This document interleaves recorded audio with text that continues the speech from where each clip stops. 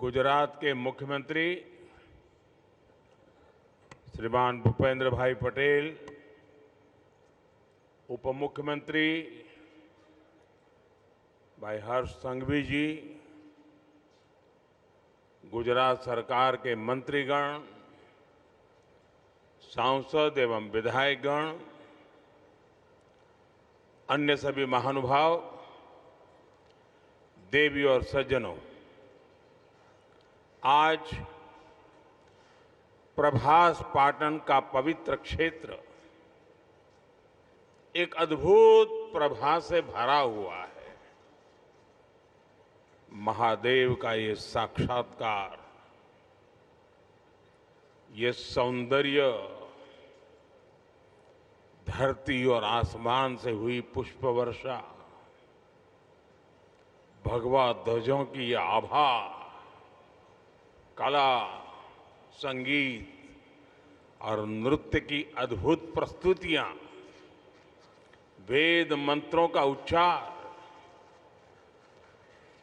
गर्भगृह में हो रहा शिव पंचाक्षरी का अखंड पाठ और इस सब के साथ साथ सागर की लहरों का जयघोष, ऐसा लग रहा है जैसे ये सृष्टि एक साथ बोल रही है, जय सोमनाथ, जय जय सोमनाथ। साथियों, समय खुद जिनकी इच्छा से प्रकट होता है, जो स्वयं कालातीत है, जो स्वयं काल स्वरूप है, आज उन देवादिदेव महादेव की विग्रह प्रतिष्ठा के हम 75 वर्ष मना रहे हैं। ये सृष्टि जिनसे सृजित होती है, जिनमें लय हो जाती है, यतो जायते पाल्यते येन विश्वम तमीशं भजे लीयते यत्र विश्वम। आज हम उनके धाम के पुनर्निर्माण का उत्सव मना रहे हैं। जो हलाहल को पीकर नीलकंठ हो गए, आज उन्हीं की शरण में यहां सोमनाथ अमृत महोत्सव हो रहा है।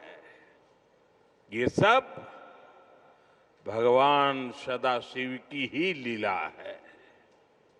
साथियों, दादा सोमनाथ के अनन्य भक्त के रूप में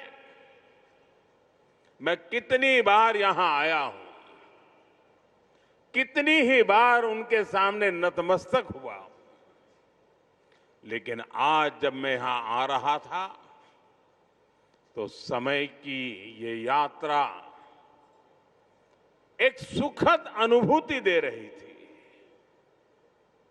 अभी कुछ ही महीने पहले मैं यहां आया था, तब हम सोमनाथ स्वाभिमान पर्व मना रहे थे।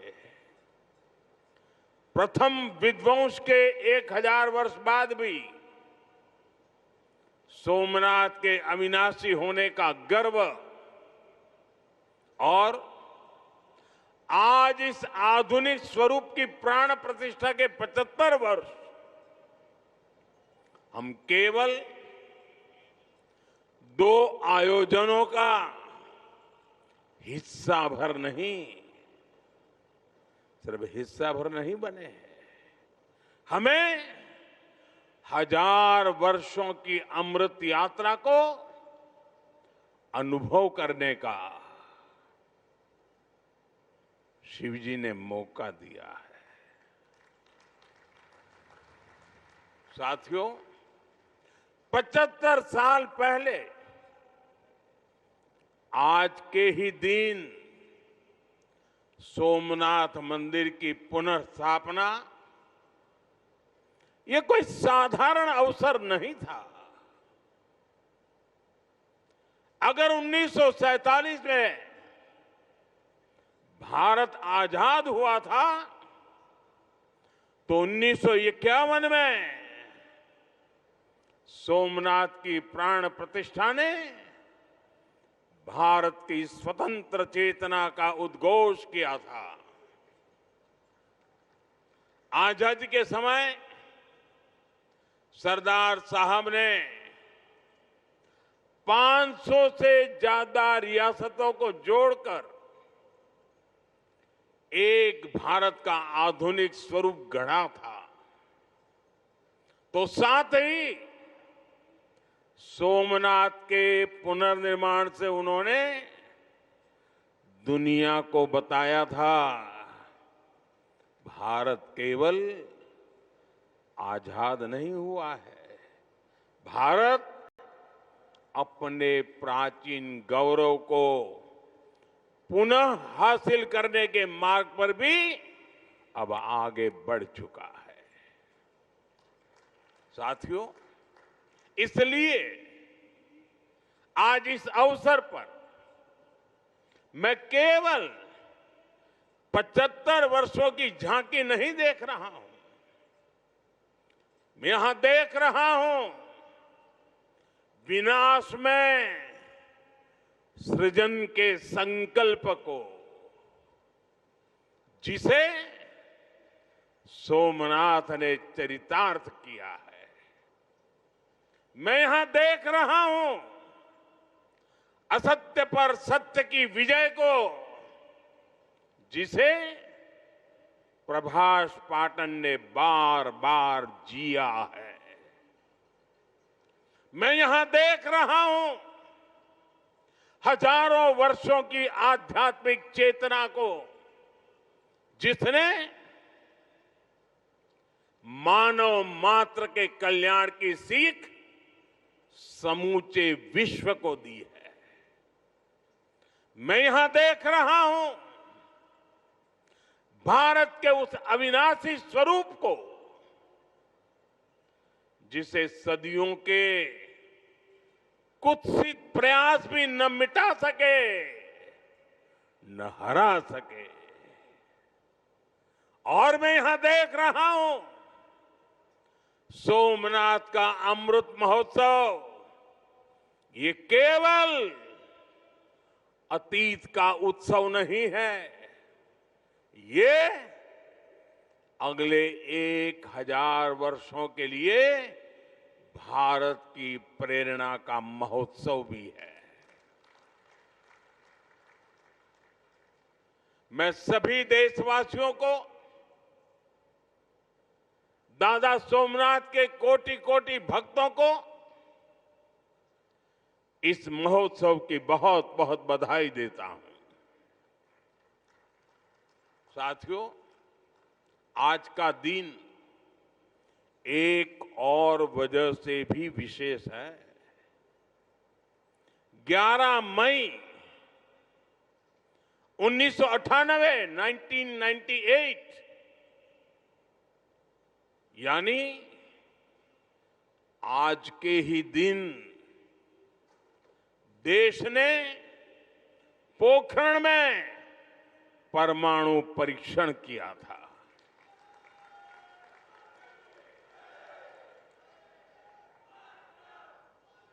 देश ने 11 मई को पहले 3 परमाणु परीक्षण किए। हमारे वैज्ञानिकों ने भारत के सामर्थ्य को, भारत की क्षमता को वैज्ञानिकों ने दुनिया के सामने रखा। दुनिया में तूफान आ गया। भारत, उसकी ये हैसियत, ये कौन होता है भारत जो परमाणु परीक्षण करे? और दुनिया की आंखें लाल हो गई। दुनिया भर की शक्तियां भारत को दबोचने के लिए मैदान में उतरी। अनेक प्रकार के बंधन लग गए। आर्थिक संकट की संभावनाओं के रास्ते सारे के सारे बंद कर दिए गए। कोई भी हिल जाता। जब दुनिया भर की बड़ी बड़ी शक्तियां इतना बड़ा आक्रमण कर दें तो आगे के रास्ते दिखते नहीं है। लेकिन हम कोई और मिट्टी के बने हुए हैं। 11 मई के बाद दुनिया हम पर टूट पड़ी थी। 11 मई को वैज्ञानिकों ने अपना काम कर लिया था, लेकिन 13 मई को फिर 2 और परमाणु परीक्षण हुए। उससे दुनिया को पता चला था कि भारत की राजनीतिक इच्छा शक्ति कितनी अटल है। उस समय पूरी दुनिया का दबाव भारत पर था, लेकिन अटल जी के नेतृत्व में बीजेपी सरकार ने दिखाया था कि हमारे लिए राष्ट्र प्रथम है। दुनिया की कोई ताकत भारत को झुका नहीं सकती, दबाव में नहीं ला सकती। साथियों, देश ने पोखरण परमाणु परीक्षण को ऑपरेशन शक्ति नाम दिया था, क्योंकि शिव के साथ शक्ति की आराधना ये हमारी परंपरा रही है। अर्धनारीश्वर शिव स्वयं भी शक्ति के साथ ही पूर्ण होते हैं। आपको याद होगा, जब देश का मिशन चंद्रयान सफल हुआ था, तब चंद्रमा पर जहां भारत का रोवर लैंड हुआ, उस जगह का नाम भी हमने शिव शक्ति पॉइंट रखा है, क्योंकि हमारी आस्था में चंद्रमा शिव से जुड़ा है और शिव शक्ति से जुड़े हैं। और ये कितना सुखद है कि चंद्रमा के नाम से ही इस ज्योतिर्लिंग को हम सोमनाथ कहते हैं। साथियों, शिव और शक्ति की हमारी आराधना का जो विचार है, वो देश की वैज्ञानिक प्रगति के लिए भी प्रेरणा बने। आज हम ये संकल्प साकार होते देख रहे हैं। मैं इस अवसर पर भगवान सोमनाथ के चरणों से सभी देशवासियों को ऑपरेशन शक्ति की वर्षगांठ की भी बधाई देता हूं। साथियों, जब मैं पिछली बार यहां आया था, तब मैंने कहा था, जिसके नाम में ही सोम अर्थात अमृत जुड़ा हो, उसे नष्ट कौन कर सकता है। इतिहास के लंबे कालखंड में इस मंदिर ने कितने ही आक्रमण झेले। महमूद गजनवी, अलाउद्दीन खिलजी जैसे अनेक आक्रांत आए। लुटेरों ने सोमनाथ मंदिर का वैभव मिटाने का प्रयास किया। वो सोमनाथ को एक भौतिक ढांचा मानकर उससे टकराते रहे। बार बार इस मंदिर को, इस ढांचे को तोड़ा गया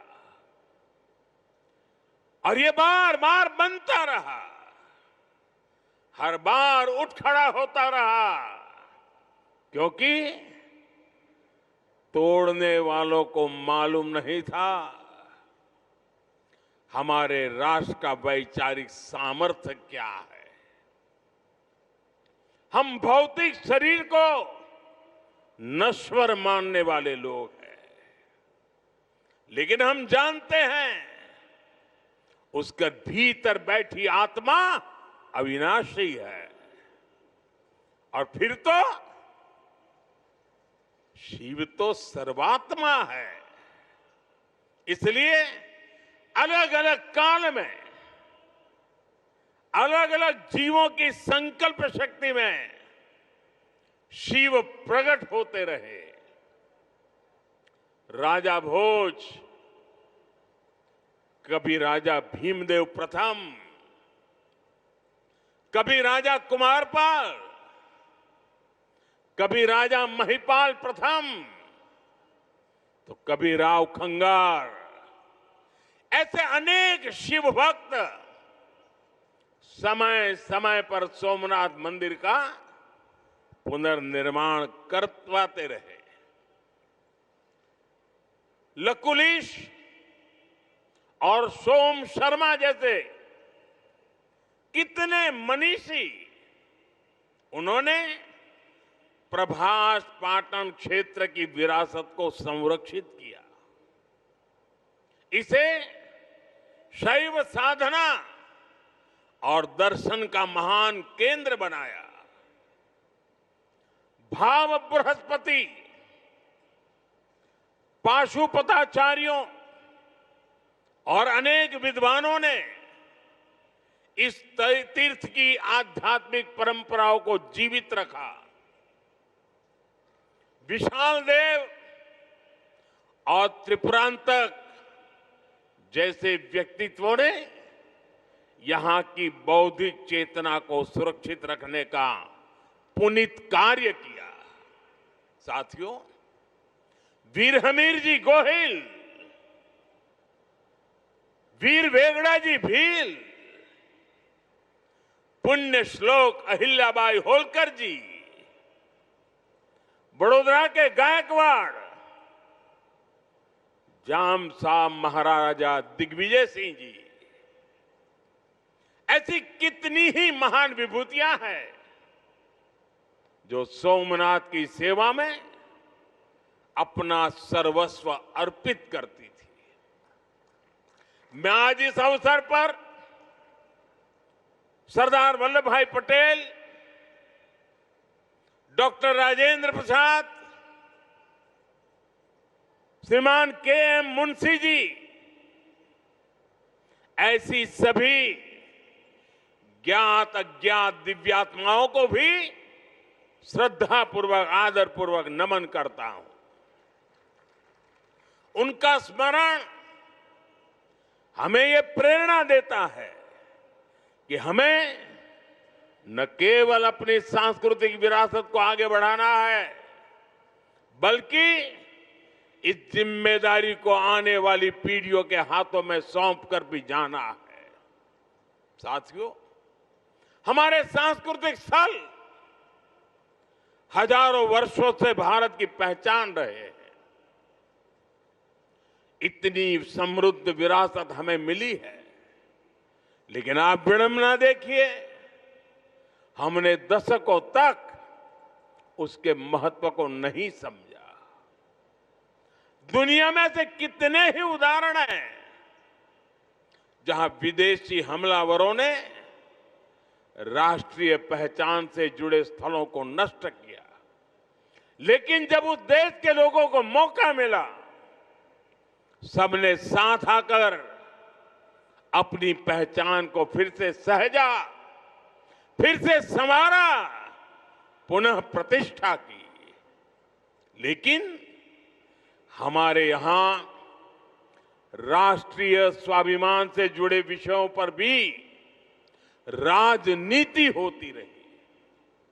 सोमनाथ खुद इसका सबसे बड़ा उदाहरण है। आजादी के बाद पहले दायित्वों में से एक था कि सोमनाथ मंदिर का पुनरुद्धार करते। इसलिए सरदार वल्लभ भाई पटेल और डॉक्टर राजेंद्र प्रसाद जी, उन्होंने इसके लिए इतने प्रयास किए। लेकिन हम सब जानते हैं उन्हें इसके लिए नेहरू जी द्वारा कितना विरोध झेलना पड़ा था। मैं आज इसके विस्तार में नहीं जाऊंगा, लेकिन ये सरदार साहब की इच्छा शक्ति थी कि इतने विरोध के बावजूद सरदार साहब डिगे नहीं। सोमनाथ मंदिर का पुनर्निर्माण भी हुआ और देश ने सदियों के कलंक को भी धो दिया। साथियों, दुर्भाग्य से देश में ऐसी शक्तियां आज भी प्रभावी हैं जिन्हें राष्ट्रीय स्वाभिमान से ज्यादा तुष्टीकरण जरूरी लगता है। राम मंदिर निर्माण जैसे अवसरों पर भी हमने देखा है किस तरह राम मंदिर निर्माण का भी विरोध किया गया। हमें ऐसी मानसिकता से सावधान रहना है। इस तरह की संकुचित राजनीति को हमें पीछे छोड़ना होगा। हमें विकास और विरासत को साथ लेकर के आगे बढ़ना होगा। साथियों, बीते वर्षों में मुझे सोमनाथ ट्रस्ट के अध्यक्ष के रूप में सोमनाथ दादा की सेवा का जो अवसर मिला, इस मंदिर और क्षेत्र के विकास के लिए जो ऐतिहासिक काम हुए, उस परिवर्तन को आज हम सब प्रत्यक्ष देख रहे हैं। लेकिन साथ ही इस सेवा का मुझे व्यक्तिगत लाभ भी हुआ है। आज मुझे देश के सभी पवित्र तीर्थों के विकास का जो मौका मिल रहा है, ये भगवान सोमनाथ का ही कृपा प्रसाद है। साथियों, आज काशी में सदियों बाद बाबा विश्वनाथ धाम का इतना भव्य विस्तार हुआ है। आज उज्जैन में महाकाल महालोक के विशाल दर्शन भी हो रहे हैं। केदारनाथ धाम का पुनर्निर्माण भी हुआ है। जैसा मैंने पहले कहा, अयोध्या में 500 साल की प्रतीक्षा भी पूरी हुई है। आज वहां भव्य मंदिर में रामलला विराजमान है। साथियों, ऐसे कितने ही पवित्र तीर्थ, पवित्र मठ, मंदिर और क्षेत्र, उनकी जो महिमा हमने पुराणों में सुनी है, आज वहां हमें उस समृद्ध परंपरा के दर्शन होने लगे हैं। और ये इतना कुछ 10-12 साल के भीतर भीतर हुआ है। साथियों, हमारे सांस्कृतिक केंद्रों की उपेक्षा देश के विकास में बड़ी बाधा रही है, क्योंकि हमारे तीर्थ भारत की आध्यात्मिक सामाजिक व्यवस्था के केंद्र तो है ही, वो देश की आर्थिक प्रगति के भी स्रोत रहे हैं। आज आप देखिए, 4 धाम महामार्ग परियोजना, गोविंद घाट से हेमकुंड साहिब तक रोपवे परियोजना, करतारपुर कॉरिडोर, बौद्ध सर्किट का विकास, इनके जरिए देश में तीर्थ क्षेत्रों में आर्थिक गतिविधियां बढ़ी हैं।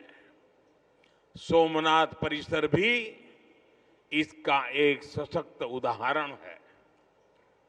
आज सोमनाथ मंदिर ट्रस्ट से सैकड़ों परिवार जुड़े हैं। हजारों लोगों का जीवन इस क्षेत्र से जुड़ा हुआ है। देश दुनिया के कोने कोने से जो लोग यहां आते हैं वो गुजरात के बाकी हिस्सों में भी जाते हैं। इससे प्रदेश और देश में प्रगति के नए द्वार खुलते हैं। साथियों, हमारी आस्था हमें जीवन जीने का तरीका भी सिखाती है, क्योंकि हम मानते हैं सर्वम खलिद्वम ब्रह्म, अर्थात सृष्टि का हर एक घटक, इस संपूर्ण प्रकृति भी ईश्वर का ही स्वरूप है। इसलिए हमारी आस्था नदियों में भी है, वृक्षों में भी है। हम जंगलों को भी श्रद्धा की दृष्टि से देखते हैं। हम पर्वतों में भी पवित्रता का भाव रखते हैं। और आज जब दुनिया प्राकृतिक जीवन शैली की ओर लौट रही है, हमें हमारी शक्ति को भी पहचानना होगा। हम हमारे तीर्थों और मंदिरों के विकास के साथ साथ उनकी गरिमा के लिए जागरूक होना होगा। हमें ऐसा जीवन अपनाएं जिससे प्राकृतिक और पर्यावरण की रक्षा हो। साथ ही हम हमारे पुण्य स्थलों को पूरी दुनिया के लिए एक उदाहरण के रूप में विकसित करें।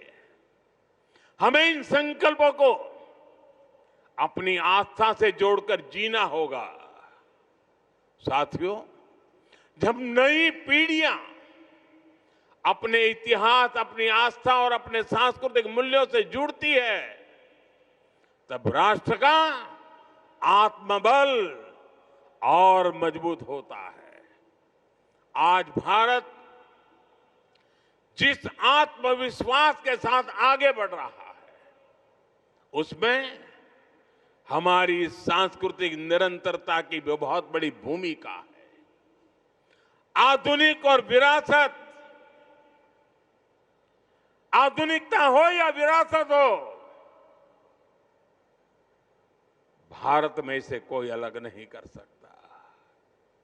भारत में एक दूसरे के विरोधी नहीं है।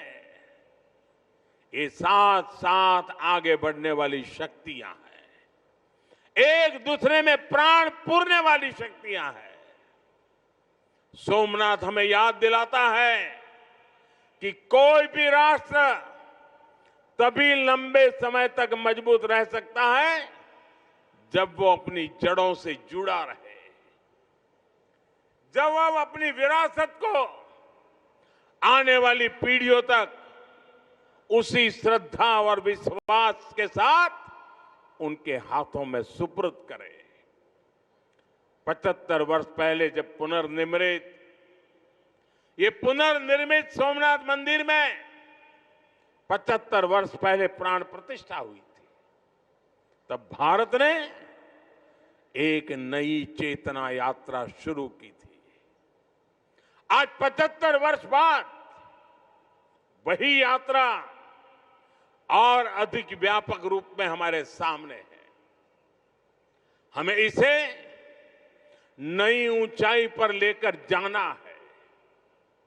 हमारे संकल्पों को पूरा करने में दादा सोमनाथ का आशीर्वाद हमेशा हमारे साथ रहे, यही प्रार्थना है।